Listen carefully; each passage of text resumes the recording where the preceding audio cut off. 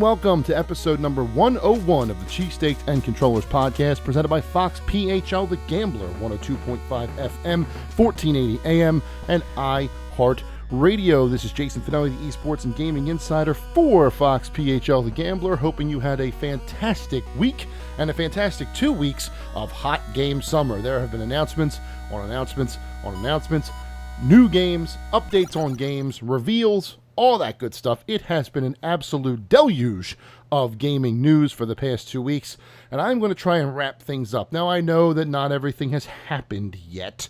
As of recording, we still have a couple of things to hear from Nintendo, apparently. There may be some other things going on as well, but I think I'm in a spot where I can talk about most, if not all, of the goings-on, give you my favorite announcements from the past 2 weeks, give you my winners and losers, who I think are the biggest gainers and the biggest losers from what happened in these past 2 weeks. And ultimately, I'm going to end the show on a more fun note and review a game for the first time in probably 25 to 30 episodes, because a game came out on Thursday the 16th that we really need to talk about. So if you're tuning in after the Reggie Fils-Aimé episode number 100, welcome back. This is going to be a show that features what I like to do when it's just me going solo. So if you liked last week's interview, and if you like this week's episode, you're basically going to like every episode I put out, because between these two, it's what I do every single week. So welcome back. Let's do this and start with the 6 in 60 seconds. Riot Games has confirmed Chicago's United Center will be the venue for the 2022 LCS Summer Split Finals, September 10th to the 11th. Also, Call of Duty League has confirmed the 2022 Championship Weekend will take place August 4th through the 7th at the Galen Center on the University of Southern California campus in Los Angeles. Riot Games has also announced the Valorant Game Changers Championship, a live LAN event in Berlin featuring teams of women and other marginalized genders, slated for November. Ubisoft has announced a special live-streamed event in September that will show, quote, the future of Assassin's Creed as the franchise celebrates its 15th anniversary. Sony launches the new PlayStation Plus service in North America, including free downloads of classic games for the higher tiers. And Microids announces Arkanoid Eternal Battle, which will add an online battle royale mode to the arcade classic. Those are your 6 in 60 seconds.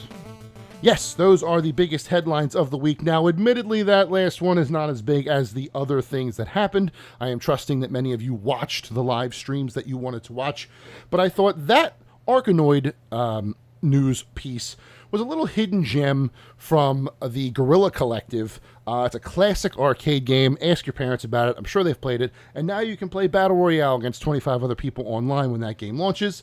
Might be something to get them into video games, just having some fun with you. And anytime I can talk about a real classic game from when I was a young pup, I'm going to do it. But enough about that.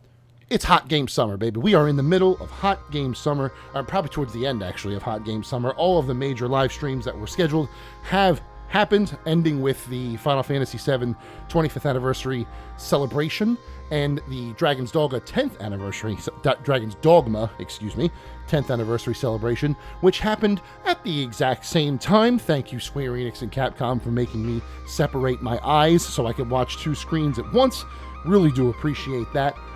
But there were a few announcements that stuck out to me. I picked 10 announcements from across all the different live streams. If you're wondering how I did that, a fantastic person, I have to find who actually tweeted it. I don't remember who the actual tweet was, but Godspeed to whoever it was that provided a public Google Doc of every single live stream, a list of what was announced at those live streams, each one in its own specific tab in this Google Sheet, plus timestamps for when those games were actually mentioned, whether it was a passing glance or a full-on trailer. Everything is in this Google Doc. It is an essential resource, and I really do appreciate whoever made that. I'm going to put it in the information of this podcast so you can remind yourself everything that was announced during Hot Game Summer. Now, let's talk about my favorite. I picked 10 games. Now, these aren't ranked in any foreseeable list. It's not 10 to 1. It's just 10 games when I was going through the list that I thought were the best ones or the most entertaining ones of the entire thing. And the first one came from Summer Games Fest and the Tribeca Games Festival, and that is American Arcadia, the Truman Show-esque utopia sort of game where you have to escape from this idyllic landscape, this idyllic little urban area, and these people are trying to stop you, and then you see someone from outside the dome who's going to come in and get you. Very interesting story. That, I think, is what Summer Games Fest and the Game Awards does best, to be honest, is highlight little games like this that may have flown under your radar, but the developers get a chance to make an excellent trailer that captures people's attention and immediately makes that game shoot up some most wanted lists for a lot of people. And I will say, I was impressed by it. That was definitely one of the games that I had the most lasting impression on me as a gamer. It's definitely one that I'm going to keep an eye on and check out, and I am very, very happy to have seen it. The fact that it was part of Tribeca as well, and we got even more information last Saturday, was really cool too. Look up American Arcadia. If you remember the trailer from Summer Games Fest, great, but go check out the Tribeca presentation as well. That's going to be a cool game. I really do think that's going to be a cool game, and that's one to just keep a little bit of eye on in the future. Next one comes to us from the PC Gaming Show. Now, PC Gaming Show, I admittedly am not the biggest PC gamer. I do have a gaming PC. It's mid-grade. I would put it at mid-grade. And I grew up on consoles, so I'm still very much getting my PC feet underneath me, right? And a game like this will be able to do that. From the PC Gaming Show, like I said, Agent 64, Spies Never Die. Someone is basically making an original game that looks like GoldenEye 64. That's how you get the old console farts like me to play PC games. You make them look like console games. But this one, it felt just like GoldenEye. It sounded just like GoldenEye. It looked just like GoldenEye, obviously with original characters and things like that. Just a really, really cool throwback to that era. And I'm really looking forward to that game. It seems really silly. It seems really, it doesn't really take itself seriously, which GoldenEye didn't really do either. It looks like a really dated Nintendo 64 shooter, and honestly, that's perfect. So very much looking forward to Agent 64. If you missed that trailer, go back to the PC Gaming Show and check that out, or over to PC Gamer. They probably have the trailer by itself, so you don't have to go through the entire presentation. But it looked fun. It looked like a lot of fun. It looked very cool, and that's one that I am looking forward to myself. The next one I talked about last week at the final segment of episode 100 I called it the best trailer of the Summer Games Fest and Summer Games Fest Live. And honestly, it's still hilarious, a week later.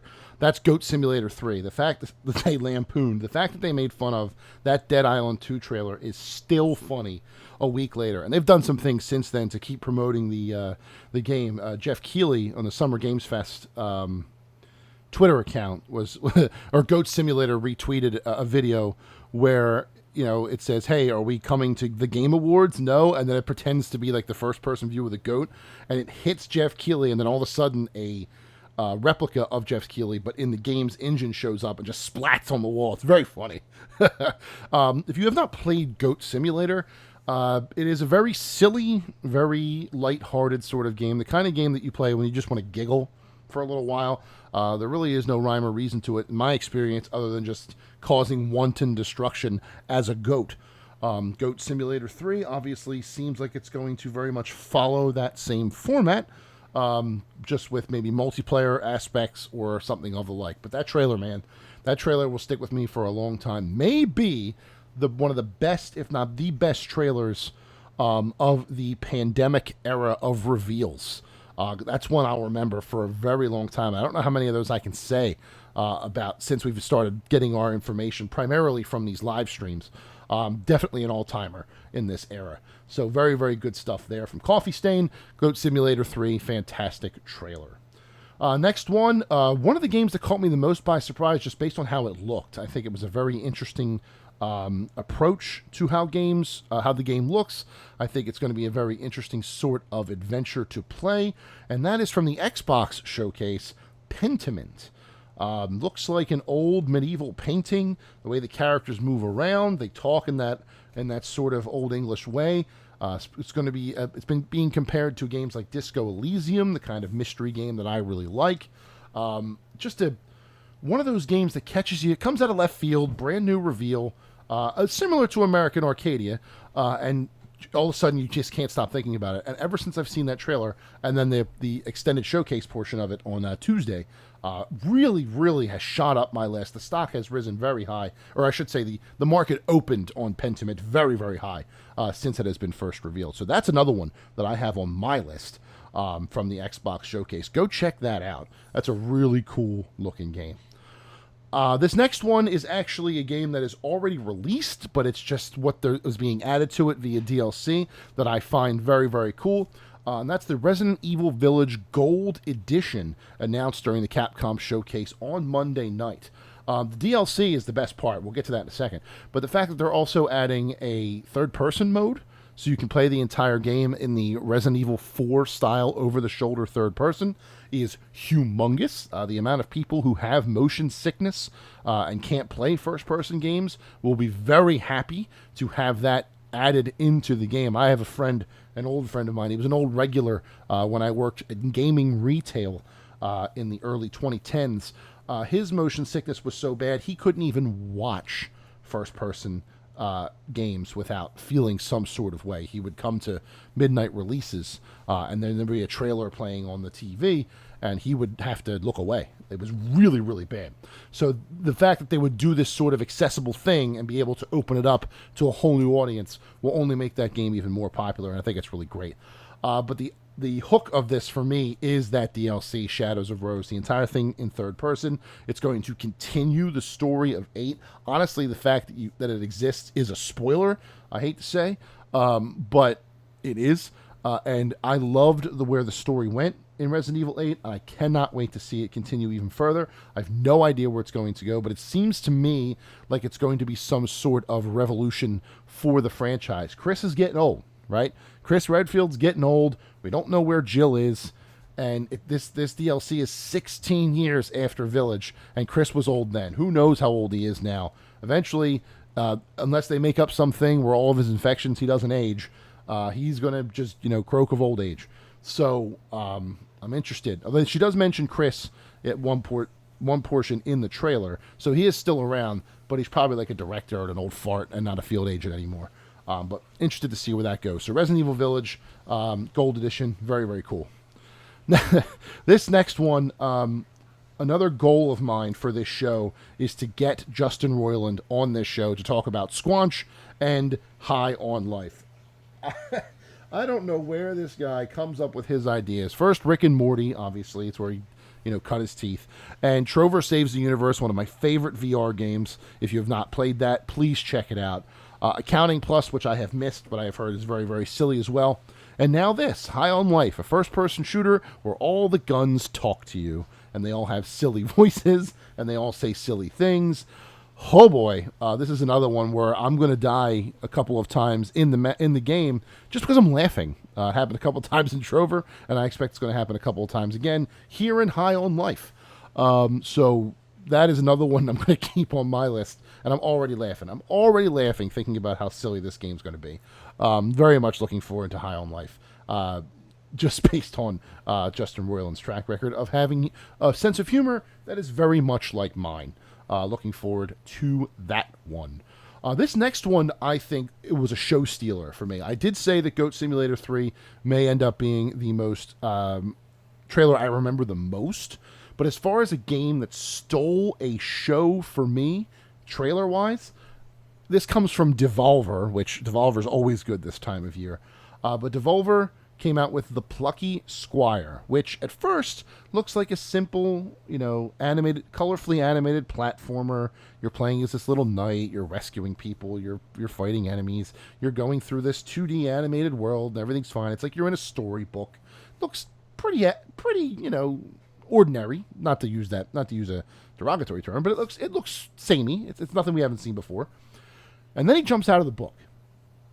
And then this hero, he jumps out of the book, and all of a sudden, all these enemies and all these people are going through the room where the book was sat in, and you're no longer in 2D, you're in full 3D with some really, really awesome looking graphics. Blew me away. Absolutely blew me away. One of the most impressive trailers of the entire 2 weeks, and another game that opened high on the market as far as my interest is concerned, because it just looks so cool. And it's only a 1.5-minute trailer. It's not long. So if you have time, check out the Plucky Squire trailer. It'll blow you away, just like it blew me away. But that's one my eye is on, for sure. The next two come from the Future Games show, run over by the fine folks at Future, like Games Radar and stuff like that. 2 games from that. They had a ton of games, too, like 40 to 45 games. And the narrators, or the hosts of the event, were, I believe, definitely Geralt, but I can't remember if it was Ciri or Yennefer's voice from The Witcher. Those were the 2 hosts of the show. I want to say Ciri. I'm leaning towards Ciri, but it might have been Yennefer.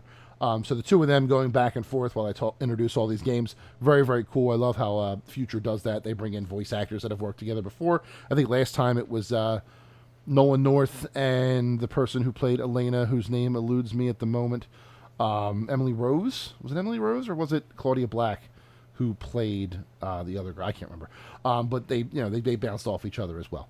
So the first one is The Last Faith. Now, if I say, Metroidvania, obviously you're going to think indie, because the only people making Metroidvanias anymore are indies, except for the occasional one-off like Metroid Dread last year.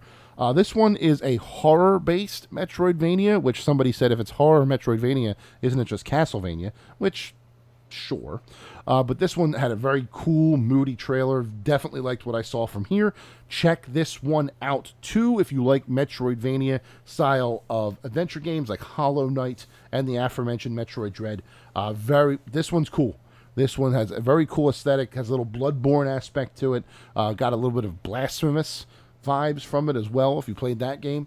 But Last Faith, definitely digging it. Very, very cool there. The next one from the Future Games show, this was the second to last announcement from the entire show, and I don't know what the heck is going on with this show, with this game, but every time I see it, I get more and more intrigued. But again, I don't know if it's for good reasons or for bad reasons. The game is called Pal World, and it's essentially Pokemon with guns. Now, I didn't know Pokemon needed guns, but rather than, adventuring through a world with your pal and fighting other monsters and gaining experience and all that other stuff, now you can just throw your companion a assault rifle and shoot incoming hordes.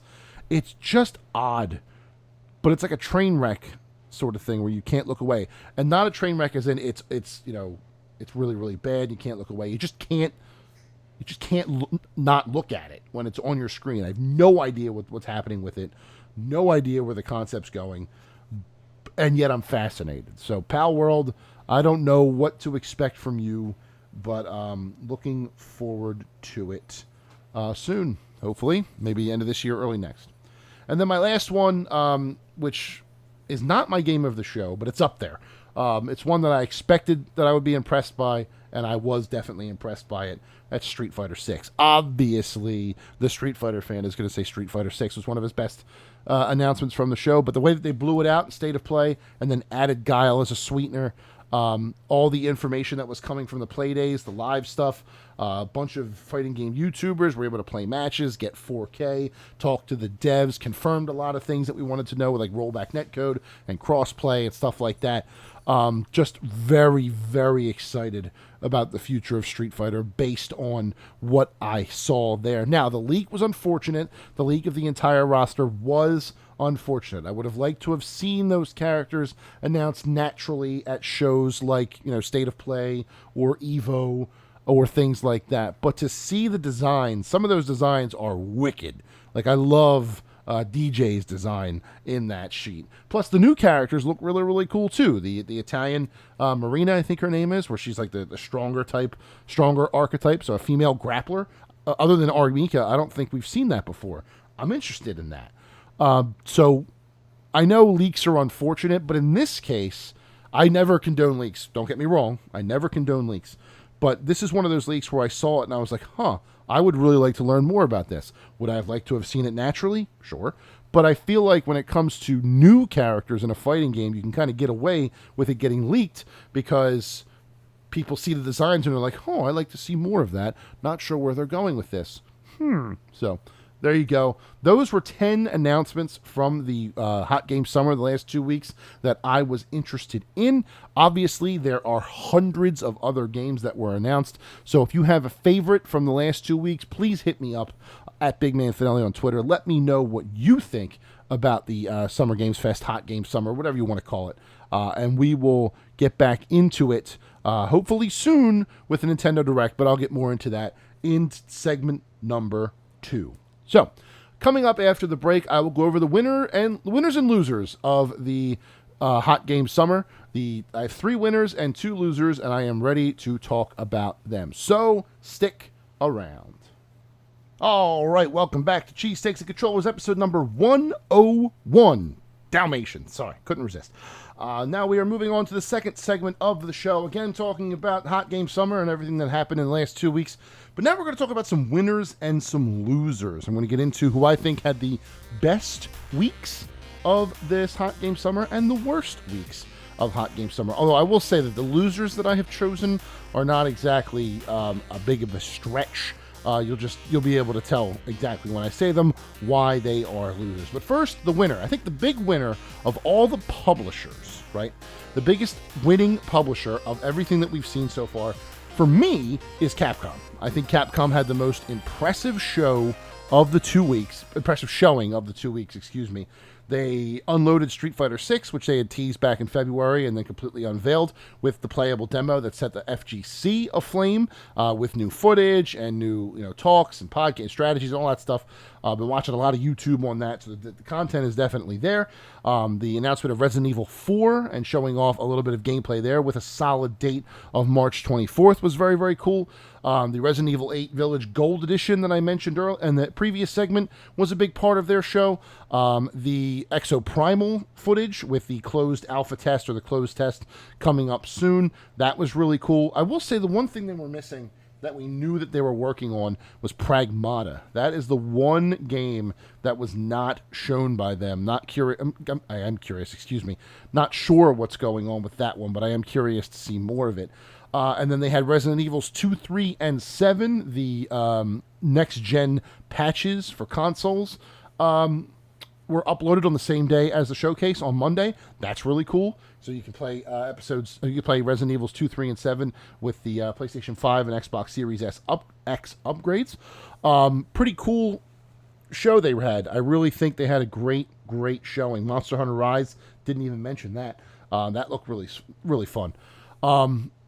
I think they had the strongest show of all of the different companies. Obviously, an argument can be made for Xbox/Bethesda, as it showed Starfield and Redfall and a lot of other first-party titles. But I feel like Xbox kind of comes with the expectation that they're going to have a big show just of what they show. The fact that the only things they announced are things that are due to come out in the next 12 months, the next calendar year, that's a pretty cool gimmick. That's a pretty cool little wrinkle to their show that I think could definitely bumps them up into top 2. But for me, I think it's just Capcom has that slight little edge with a mixture of brand new game announcements, big updates for highly anticipated games, new updates involving games that have previously released, and the ability to keep playing new older games in a new format. Just very, very, a lot of good stuff across the board for them. And I was very impressed with their entire showing. So Capcom is my winner of the Hot Game Summer from the publisher side. The loser, the big loser, is a loser by proxy, a loser by default, because we haven't seen anything from them. That's Nintendo. It's kind of hard to not pick Nintendo in the loser slot when they didn't give us anything to even compete with. Now, there are rumors that the Nintendo Direct is coming on June 29th, and I understand the desire or the intention or the mindset, whatever you want to call it, to distance themselves from the Hot Game Summer with all the different stuff being announced all at once, have the Nintendo Direct separate in its own news cycle rather than part of the cacophony of the week. I get that, but at the same time, tell that to their fans. Their fans were really looking forward to a Nintendo Direct, looking forward to the rest of the year, getting more information about the top games coming out, and they were left high and dry. Now, come 2 weeks' time, June 29th, when the rumored Nintendo Direct happens, once we see what's going on, we may not have that issue anymore.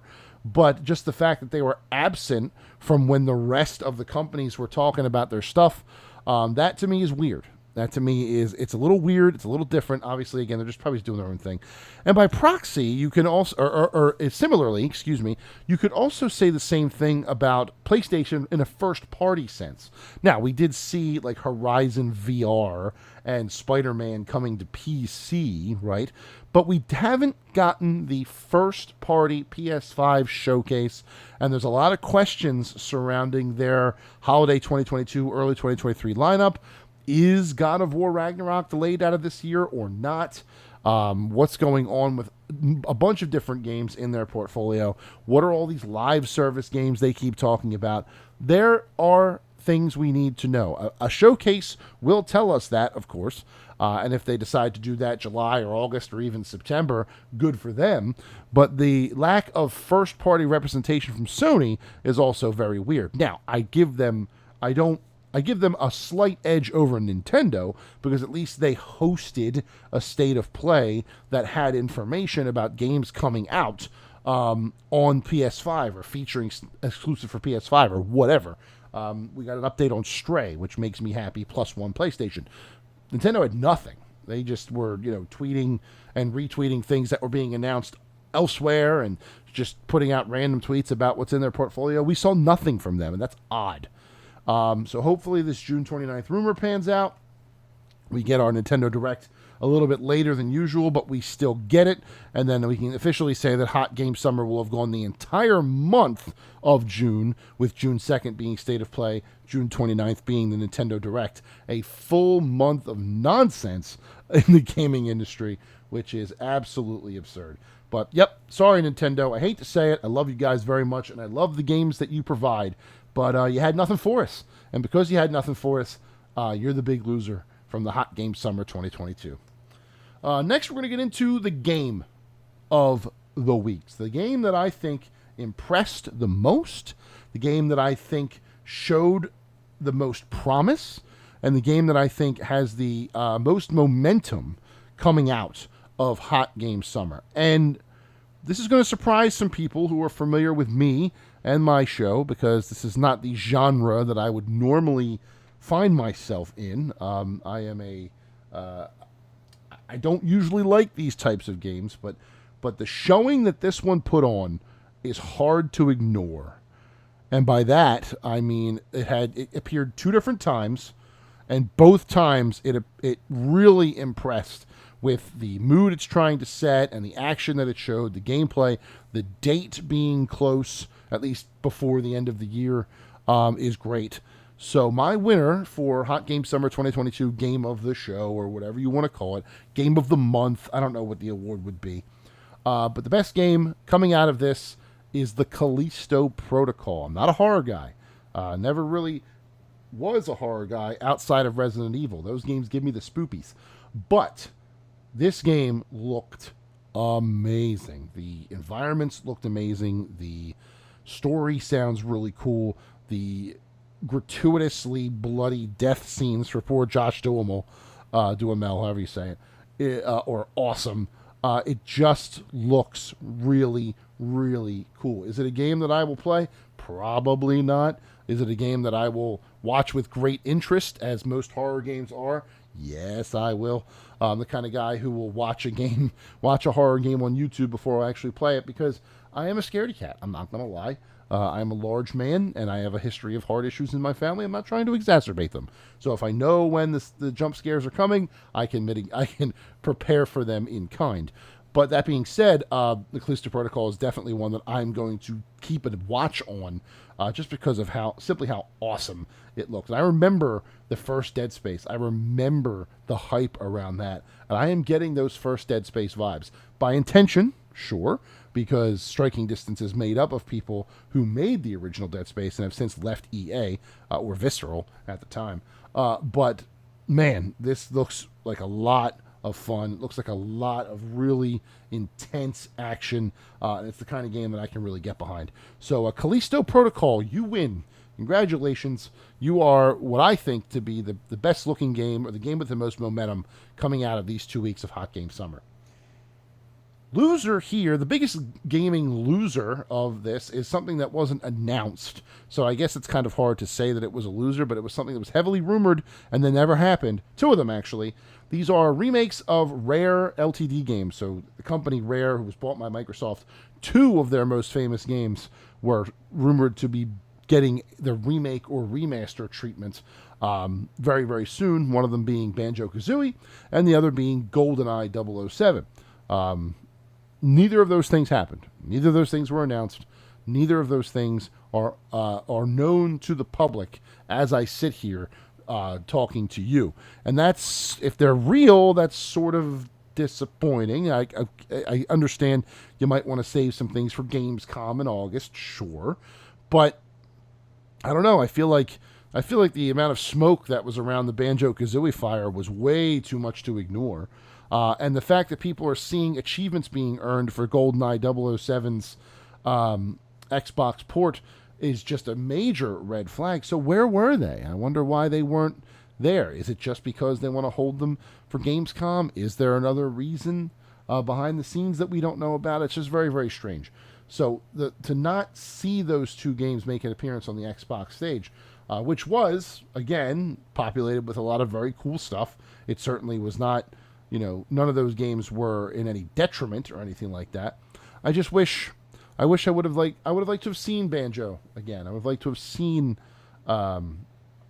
GoldenEye again. I hope that those ports are real.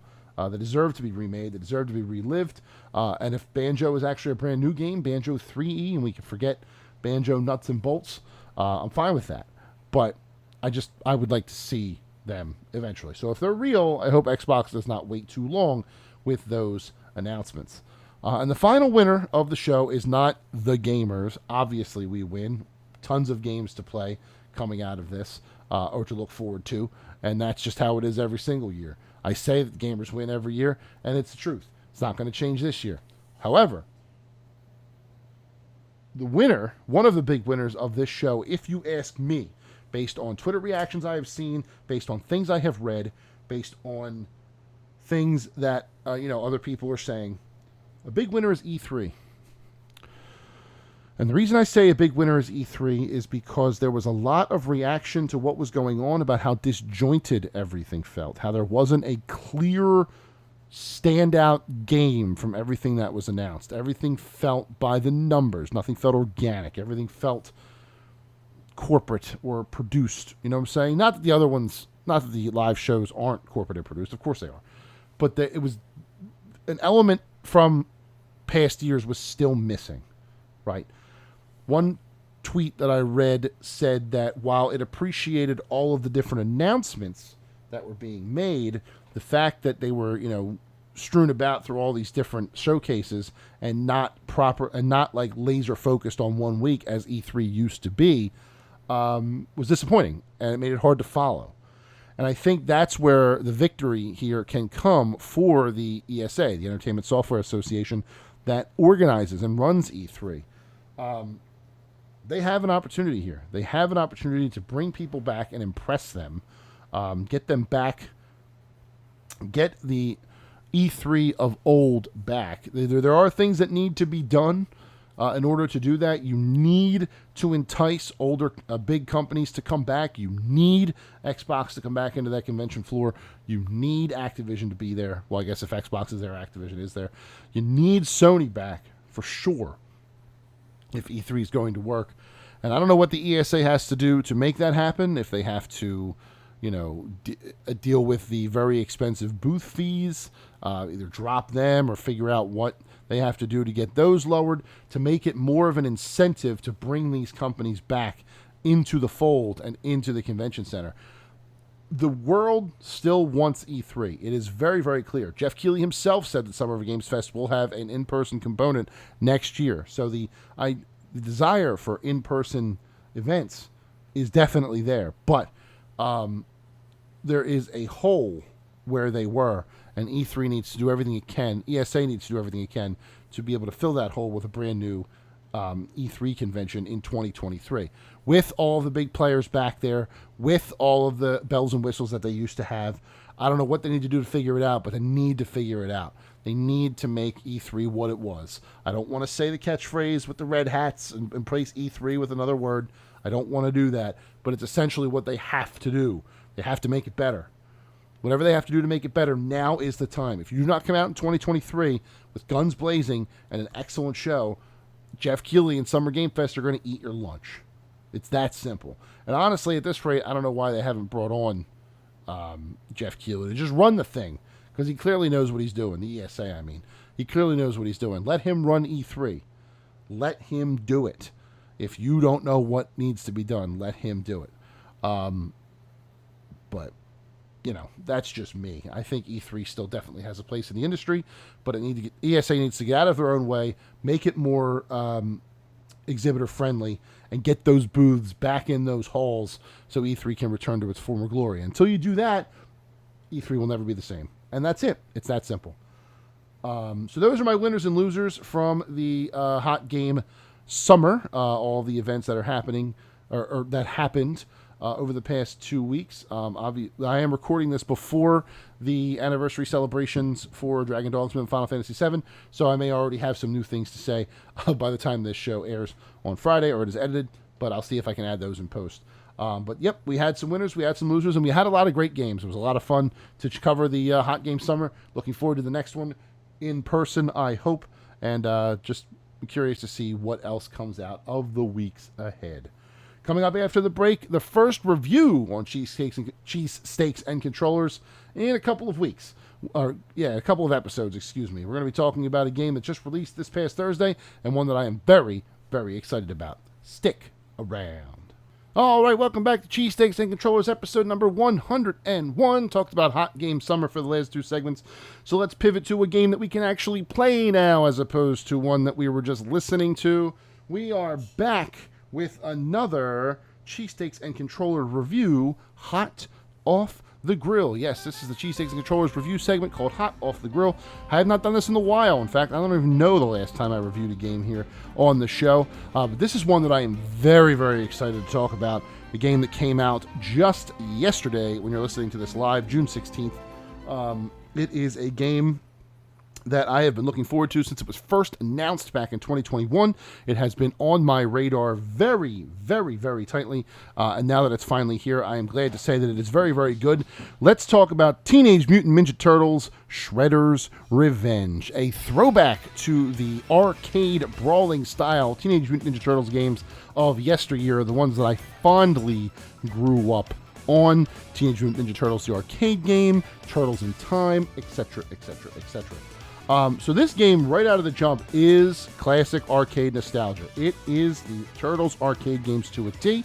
They want it to look exactly like it did back then, sound like it did back then, just give you more options to play with, extra characters and 6-player co-op and stuff like that. It fits that aesthetic perfectly. My goodness, it could have been a game back in the mid-90s in the arcades. It would have fit right in. So whoever was trying to capture that arcade feel, they nailed it. In fact, I would say that it captures the old school feel that it's going for better than DotEmu and Tribute Games' last game, Streets of Rage 4. Now, Streets of Rage 4 was awesome, but you could tell that was a modernized version of Streets of Rage. The graphics were more modernized. The look and feel and sound of that game was more modernized. This one is trying to go for arcade retro, and it gets it. This one nails the arcade retro aspect in every single sense, from the music, which we'll get to the looks and everything else. So there are two different ways mainly to play this game. There's a story mode, 16 stages in the story mode, which is a sequential story. You go to each space. Kind of looks like the map from Teenage Mutant Ninja Turtles 1, mixed with the idea of the Super Mario World map. And you drive to each space. You go through the stage, you play through the story, and you finish the game. Arcade takes out the map part, and you have a set amount of lives, and you go through as much as you can until you run out of quarters or credits, I should say, or lose all your lives or whatever. Classic arcade style gameplay. Story is good.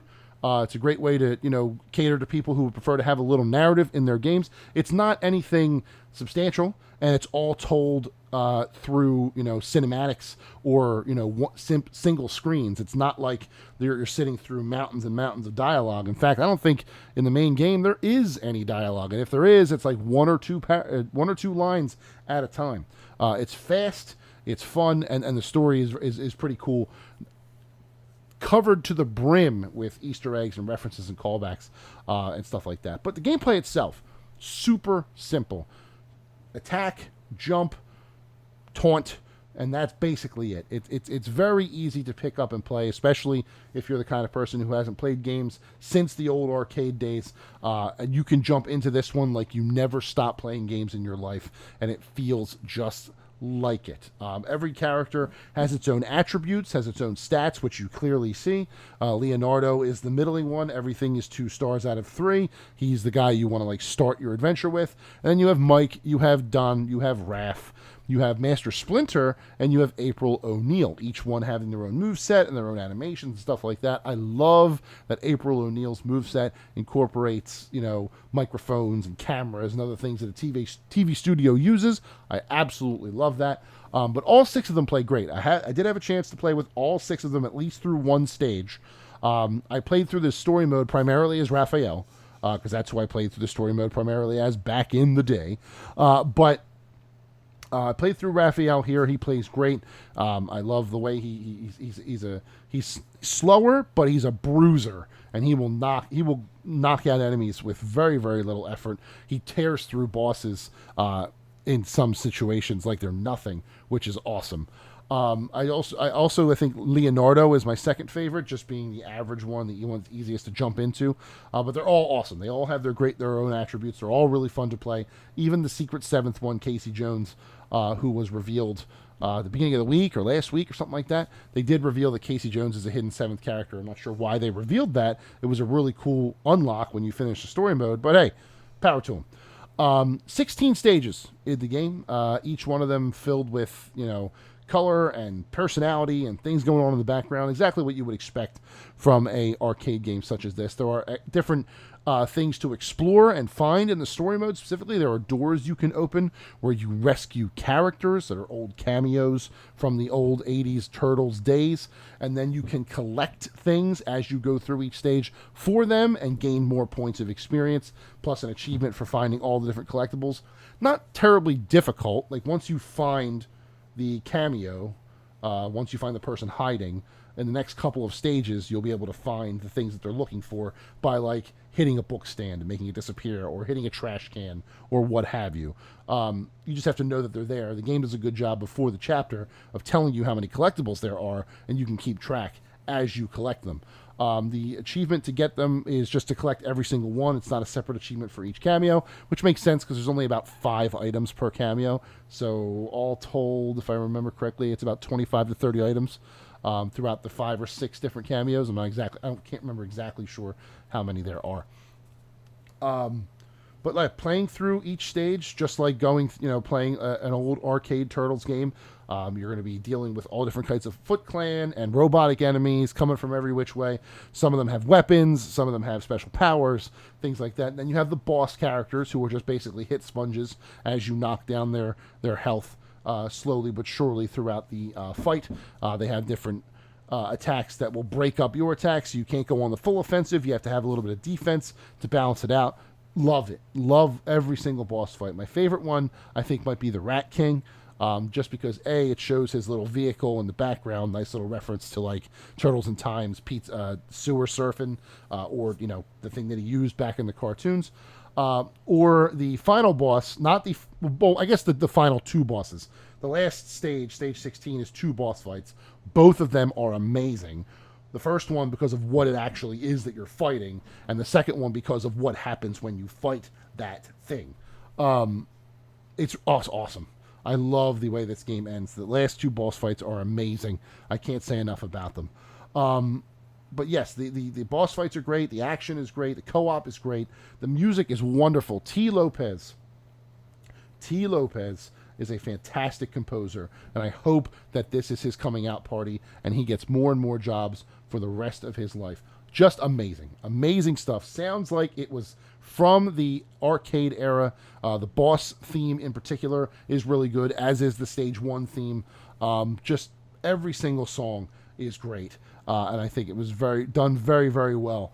I look forward to everything this composer does from now on. I'm going to keep my eye on T. Lopez, and you should too. Very, very good stuff. My one critique, I think, of the Turtles game is that I personally, and this might be a bit of selfishness on my part, I would have liked more content. I think 16 stages is a lot. Story and arcade, 2 different ways to play, is cool too, with different difficulties and different abilities for the characters. There is a decent amount there, but I just felt like when it ended, it was over too fast.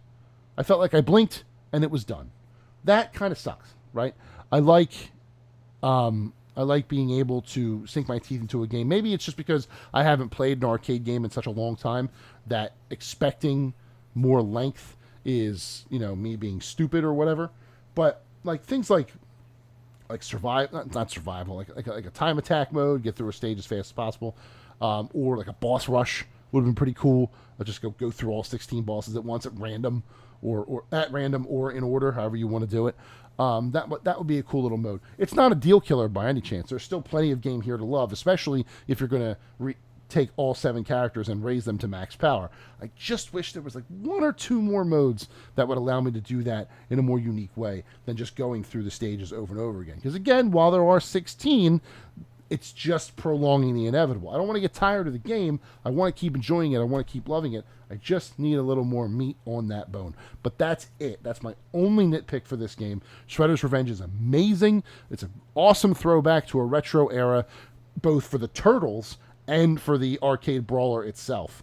I cannot stress enough how much fun you'll have with this on whatever console you get it for. I played it on Xbox Series X, but no matter what it's on, you're going to have a blast. My score for Teenage Mutant Ninja Turtles Shredder's Revenge is a solid 9.0. I was wavering between 8, 8.5, and 9, but then when I thought about it, the way that they perfectly recreated that arcade feel bumped it to the 9 for me. Again, I would have liked a little more in my game, but the initial playthrough was amazing. I found myself openly saying, "Oh, I remember that. Oh yeah, those guys." Just awesome referential stuff for an old turtle head like myself. Plus, it helps that the game's a lot of fun. It controls really well. The combat is awesome. The brawling is really cool. It's got that cheeky humor that the games before had. For example, some of the achievement or trophy names are very, very funny, referencing part of the old lineage of the Turtles. One of them is called Cowabunga It Is, based on that meme that I love so much. It's just, it's a nostalgic dream. It really, really is, in every aspect. Again, my only nitpick is that I wish there was more to play. And that, I think, you can't hold that against the game too much, because it just means that you liked it so much that you want to keep playing. So there it is, 9 out of 10 for Teenage Mutant Ninja Turtles Shredder's Revenge. Look forward to hearing what everybody has to say about the game as you go forward in playing it. And if you have any thoughts about it on yourself, feel free to hit me up at Big Man Finelli on Twitter with those. I do appreciate all of the critiques that you give on the show when you hear it. Would love to hear more of those in the coming days and weeks. So with that, we are at the end of episode number 101 of the Cheesesteaks and Controllers podcast, presented by Fox PHL The Gambler, 102.5 FM, 1480 AM, and iHeartRadio. Next week, episode 102, we'll be talking about Too Many Games, the annual convention coming back to the Oaks Convention Center here in the in the suburban Philadelphia area on June 24, 25, 26. Might be doing something a little special there. We'll talk about that next week. But until then, I hope you have a fantastic weekend. I hope you have a fantastic week behind it. And you can look forward to all the biggest and best esports and gaming information right here every single week. Thank you for listening, and goodbye.